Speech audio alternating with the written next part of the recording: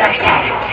اللہ کے نبی فرماتے جب میں نے دوسری سیڑھی پر قدم رکھا پھر جبریل امین نے بددعا دی، فرمایا کہ اے اللہ کے نبی، وہ انسان جس کے سامنے آپ کا نام مبارک لیا جائے اور وہ آپ پر درود نہ پڑے، اس سے بڑا بدنصیب انسان کوئی نہیں ہے، اللہ کی رحمت سے دور ہو وہ انسان۔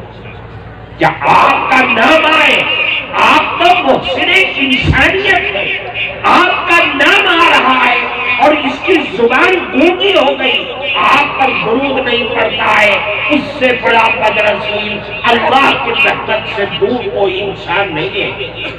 اس پر اللہ کے نبی نے فوراً آمین کہا۔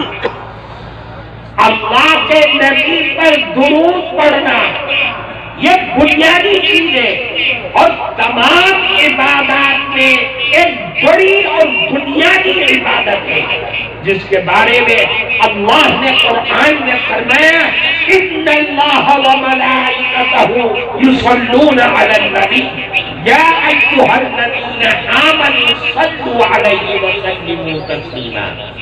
کہ اے لوگوں، اللہ اور اس کے فرشتے نبی پر رحمت اور دعاؤں کی برسات کرتے ہیں، اے ایمان والو تم بھی اپنے نبی پر درود و سلام پڑھا کرو۔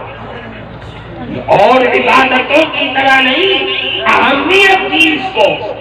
نماز کا مسئلہ آیا، قرآن نے کہا نماز قائم کرو۔ زکوٰۃ کا مسئلہ آیا، زکوٰۃ تو روزے کا معاملہ آیا تو کہا روزے رکھو، حج کا معاملہ آیا تو حج ادا کرو۔ لیکن جب درود کا مسئلہ آیا تو اللہ پہلے اپنی طرف اور اپنے مقرب ترین فرشتوں کی طرف اشارہ کرتے ہیں اور پھر حکم کرتے ہیں کہ اے ایمان والو تم بھی نبی پر درود و سلام کرو۔ اس کا مطلب یہ ہے کہ درود و سلام بڑی اہم ترین عبادت میں سے